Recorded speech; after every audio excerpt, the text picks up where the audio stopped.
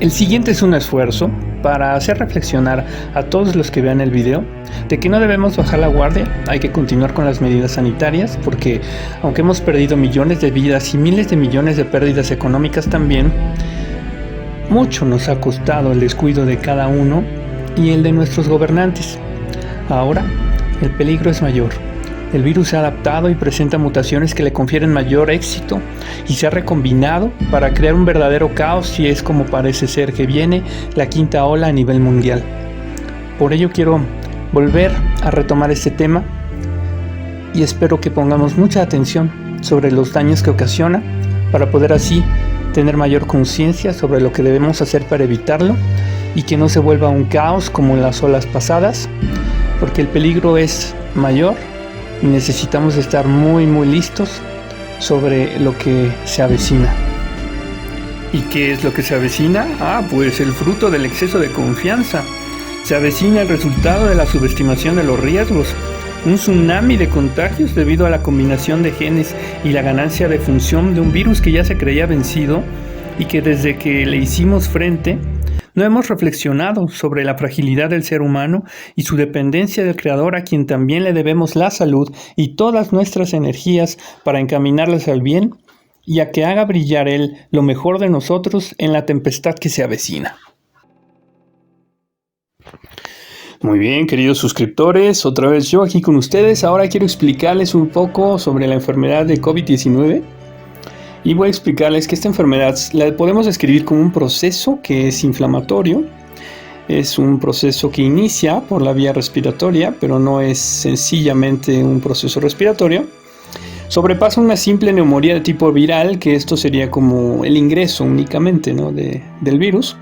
Se desencadena la activación de diferentes mecanismos de inflamación, tanto locales como sistémicos, por lo cual podemos decir que es una enfermedad multisistémica que involucra diferentes órganos, produce alteraciones de la coagulación, la inmunidad y sobre todo en los adultos mayores o personas con comorbilidades. Al incrementar la tasa de mortalidad, podemos realizar estudios de sangre en el cual podemos compartirles a ustedes los hallazgos a través del tiempo sobre estos 2 años, lo que se ha encontrado como parte de estudios de citometría hemática en el análisis morfológico de las células sanguíneas, en donde podemos observar que resulta una herramienta adecuada para poder observar las alteraciones que propicia este virus. Es importante comenzar a decir que pues, los coronavirus son virus conformados por una única cadena de ARN de polaridad positiva. Estos tienen forma esférica, desde la superficie se proyectan como proteínas en forma de punta, las famosas proteínas Spike, de las cuales ahora pues sabemos que se han sacado la mayoría de las vacunas, porque a través de ello es como se reconoce al agente invasor, el sistema inmunológico, lo puede localizar y pues vamos a hablar un poco de fisiopatología, que es cómo se va dando este ataque, ¿no? Del virus. Ingresa el virus SARS-CoV-2 por medio del receptor de enzima convertidora de angiotensina 2, que se encuentra en casi todos los órganos, en donde llega a haber circulación sanguínea. Se halla en diversos tipos de células, como epiteliales, bronquiales, no ciliadas, otras epiteliales de vías respiratorias altas, las epiteliales alveolares, células endoteliales de los vasos sanguíneos a este nivel, que es donde ocasiona la famosa endotelitis, que es la alteración funcional presente casi en el 100% de los casos.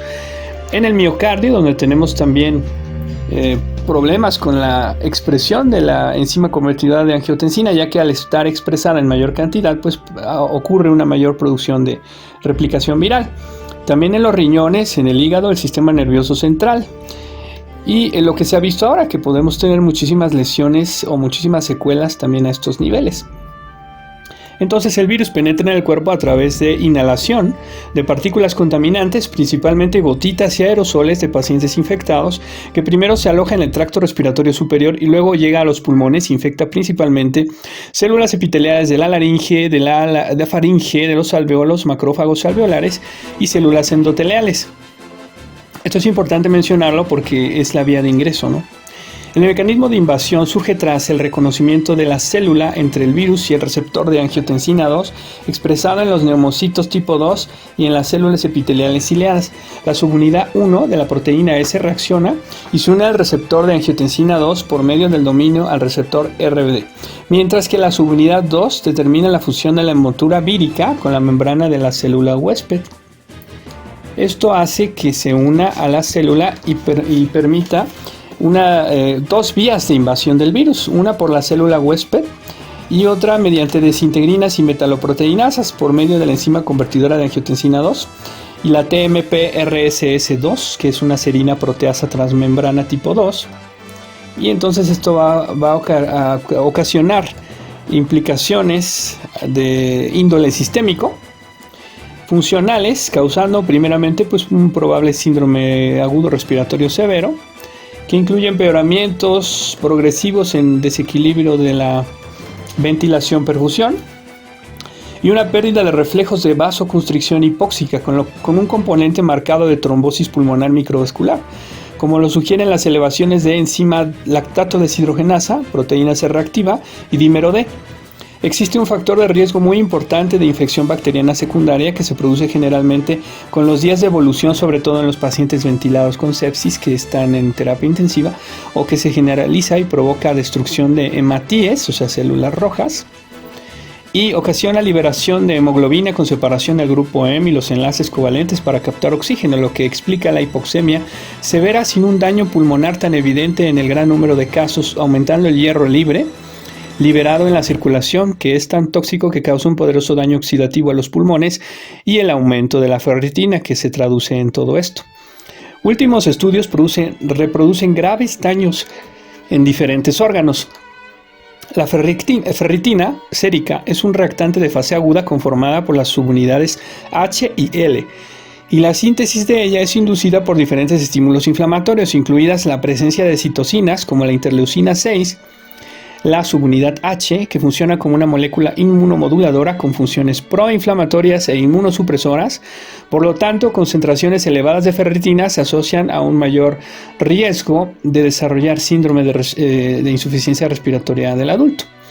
A nivel inmunológico, el daño causado por la activación del complemento, además de causar daño endotelial, la famosa endotelitis, se encarga de reclutar leucocitos mediante los fragmentos del complemento 3 y el complemento 5 y da una liberación local de citocinas proinflamatorias, entre ellas la interleucina 1, 6, 8 y el factor de necrosis tumoral.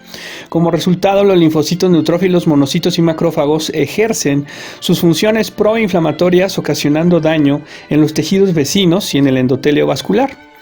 La inmunidad innata se afecta, es decir, los linfocitos, macrófagos y monocitos son invadidos por las partículas virales que utilizan su maquinaria celular para seguirse reproduciendo y destruyendo todas estas células inmunitarias.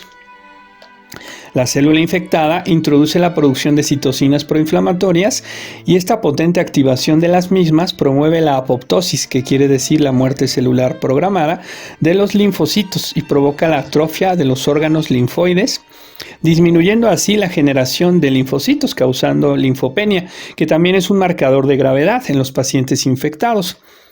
Las citocinas y quimiosinas son responsables de la respuesta inflamatoria pulmonar, pero también del proceso inflamatorio del endotelio de los vasos sanguíneos.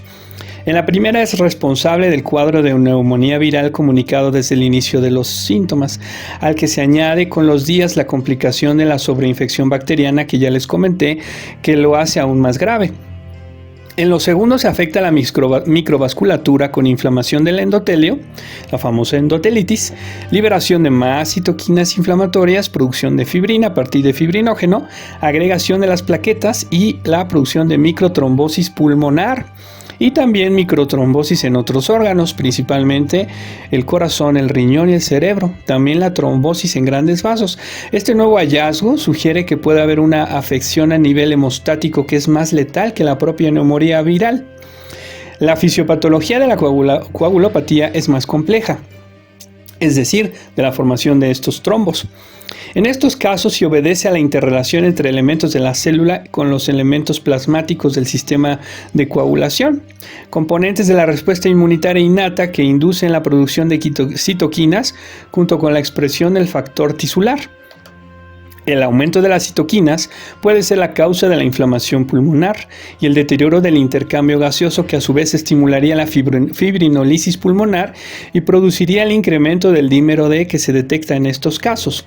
Además, el aumento de la expresión de este factor tisular es un importante activador del sistema hemostático. Finalmente, la activación del endotelio, las plaquetas y otros elementos leucocitarios van a producir un desequilibrio en la producción de trombina, con lo consiguiente que haya un depósito de fibrina que produce una microangiopatía y daño tisular.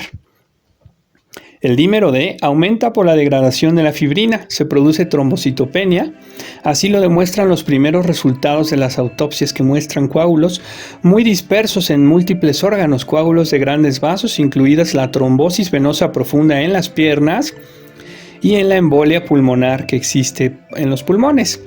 También el corazón, donde además se puede producir inflamación de la célula miocárdica, que es atacada por dos mecanismos, directamente por el virus y por la inflamación del cuerpo. También existen coágulos en las arterias que causan accidentes cerebrovasculares y pequeños coágulos en pequeños vasos sanguíneos en todos los órganos, provocando complicaciones como el síndrome de daño multiorgánico, shock y arritmias. Estas a veces pueden ser graves.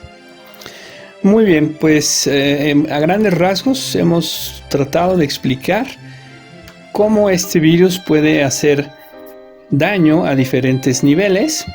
Existen fases en esta enfermedad: la fase pulmonar, la fase inflamatoria o hiperinflamatoria, la fase de viremia, la fase resolutiva. Y en esta fase pulmonar pues ya hay diferentes alteraciones. Y vamos a encontrar mucho daño a órganos de manera crónica, no solamente durante el momento de la infección, que llamamos cuando el cuerpo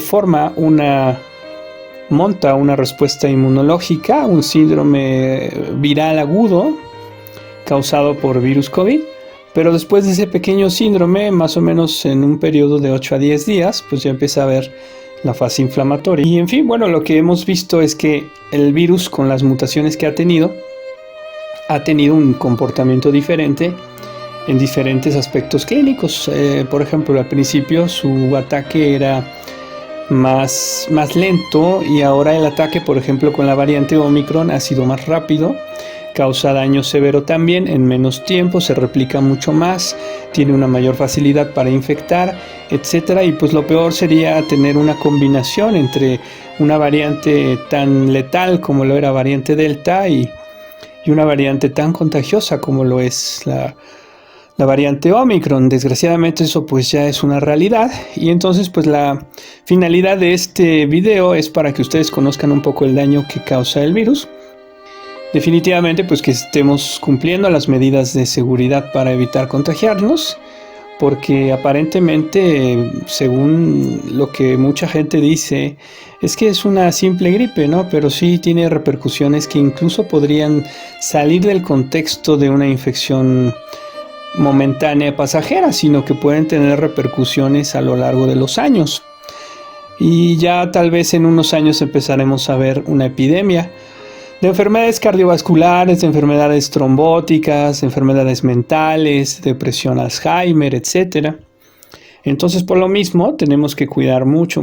Recordemos que China, cuando supo que tenía esta patogenia, este virus, esta epidemia, cerraron todo, obligaron a la gente a quedarse en casa y podríamos decir, bueno, ¿cuál era el miedo tan grande de cerrar todo? Bueno, básicamente, pues que es un virus altamente patógeno, con una fácil transmisibilidad y con repercusiones clínicas muy importantes. Entonces sí, nos encontramos ante un virus que existe, que es real. No estamos hablando de una falsa pandemia, como muchos por ahí mencionan, y se jactan de decir que esto no es verdad. Entonces sí, yo que me enfermé 2 veces, puedo decirles que hay que tener cuidado para no enfermarse, porque las secuelas pueden estar ahí presentes. Y bien, pues si quieren dejar un comentario aquí en su canal, esperamos que les haya sido útil y pues estamos en contacto.